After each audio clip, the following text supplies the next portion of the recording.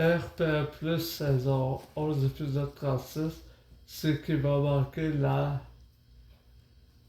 dernière année.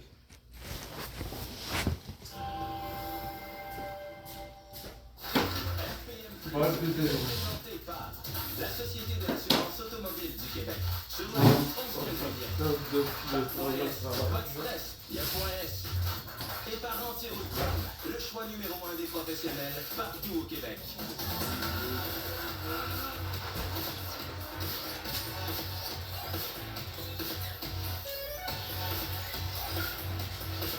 Je sais pas si ça va Ouais.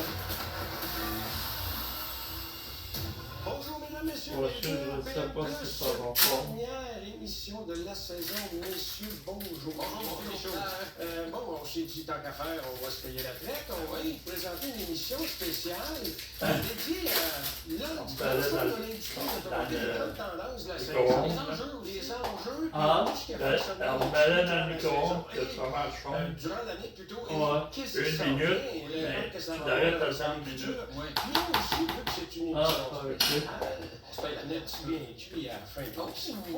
Manquez pas ça, mesdames, messieurs, vous allez... On va rire. Avoir du fun. Oui, c'est ça. Et donc, pour lancer l'émission, c'est toi, Sam, qui a l'honneur de le faire avec un sujet très intéressant, mais surtout très pertinent.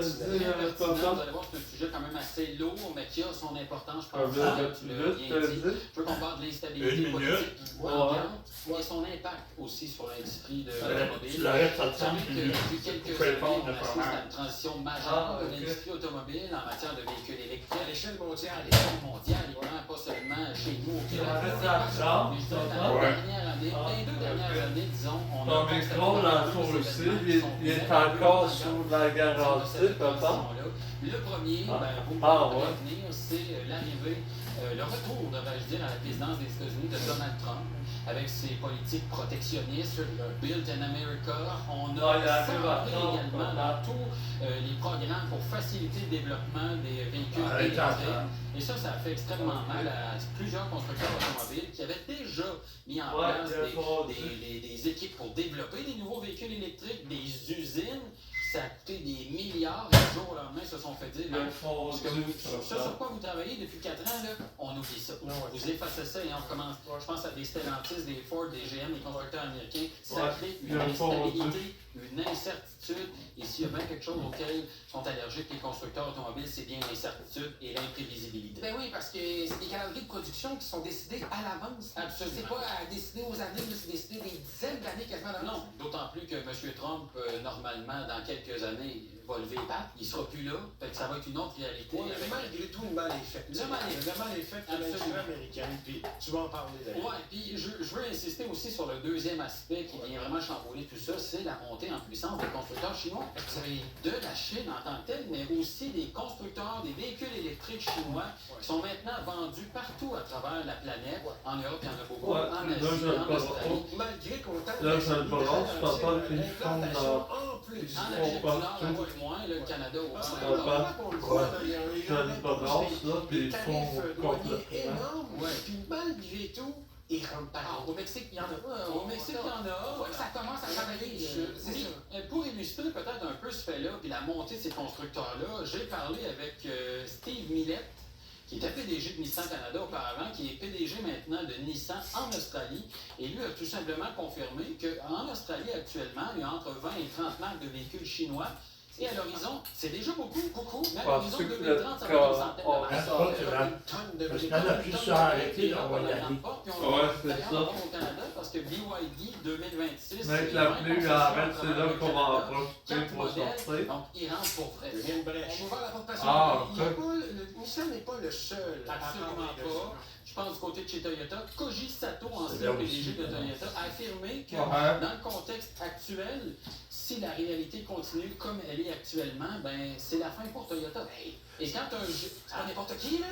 peut-être pas demain matin, mais si on se dit dans une dizaine d'années, mettons, quand un géant industriel comme Toyota a une position comme celle-là, ça va mal. Constructeur mondial numéro 1. Absolument. Quand même. Donc, ça donne vraiment le ton de comment ça va mal dans l'industrie. Il ne faut pas oublier que Toyota, sa stratégie est sur la technologie hybride. C'est Ouais. bien beau, mais ça y a provoqué un problème majeur. C'est son retard face à l'industrie chinoise dans l'électrification. Mais d'un autre côté, Toyota est quand même un géant industriel qui a sans doute la capacité de se revirer de bord pas mal plus que d'autres constructeurs. Alors, dire de quoi j'ai Ça rame, c'est sûr que ça qui rame. rentre solide parce que le courant est fort. Mais je veux quand même, malgré toute cette noirceur, qu'on prenne le temps de regarder ce qui s'en vient. C'est quoi la réaction des constructeurs automobiles? Absolument. Ce qu'ils ont fait actuellement, c'est de retarder les plans d'électrification.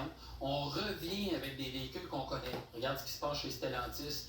On a annulé carrément la Pacifica hybride, les véhicules 4XE du côté de chez Jeep. On ramène des V8. On ramène des V8, des moteurs à essence, et on va commercialiser les véhicules qui vont amener de l'argent au roulant pour justement financer une éventuelle transition. Le problème, c'est que c'est très court terme, cette stratégie-là. C'est vraiment avoir le nez poigné dans notre problème. tu sais.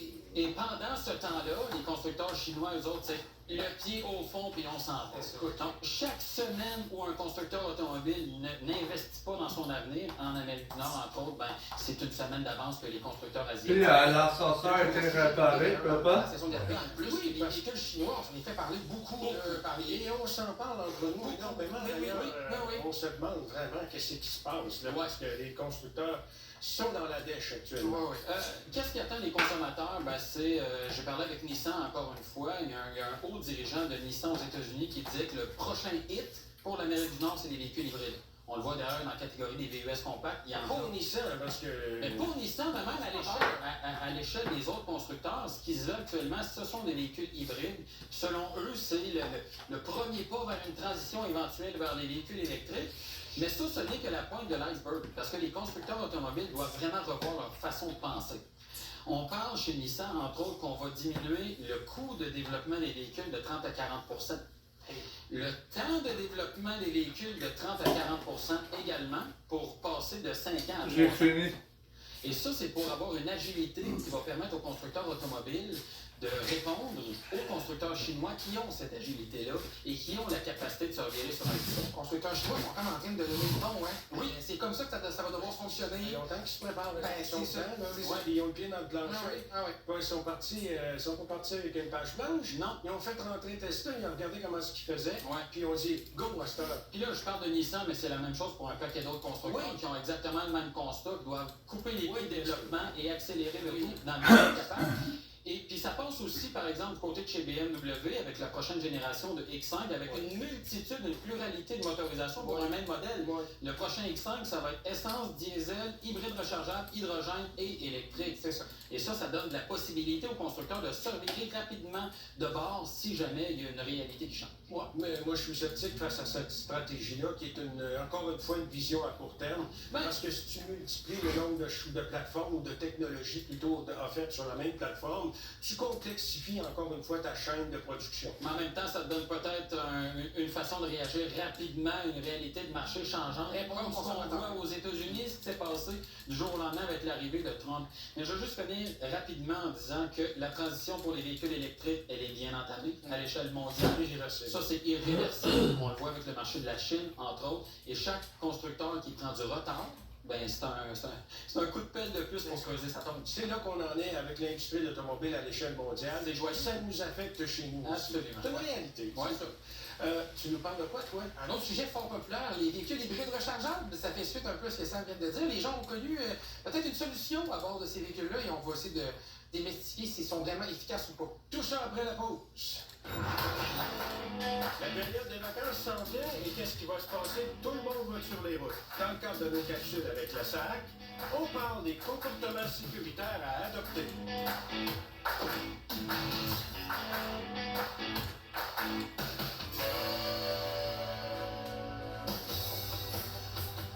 En vacances, vous allez sûrement rouler sur des routes que vous connaissez peu, peut-être même pas du tout. Donc, c'est important de respecter les limites de vitesse, d'être très attentif et de redoubler de prudence. Lorsqu'on fait de longues distances, il faut faire attention à la fatigue au volant. Le truc, on s'arrête à chaque 2 heures dans une halte routière, par exemple, pour se reposer. Il faut réduire sa vitesse et garder ses distances. sur une route très étroite comme actuellement, il faut faire attention à la présence de cyclistes, de piétons.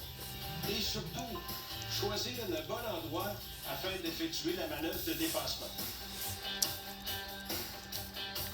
L'an dernier, pendant les 2 semaines de la construction, il y a eu 35 décès. Ça, c'est 2 décès par jour. Sur la route des vacances, soyons responsables et conduisons prudemment. Ça, c'est vrai, monsieur Michaud. C'est vrai, hein, papa, qu'est-ce qu'il dit? Quand on conduit, il faut être prudent, hein? Sur la route, on se conduit bien, mais ça.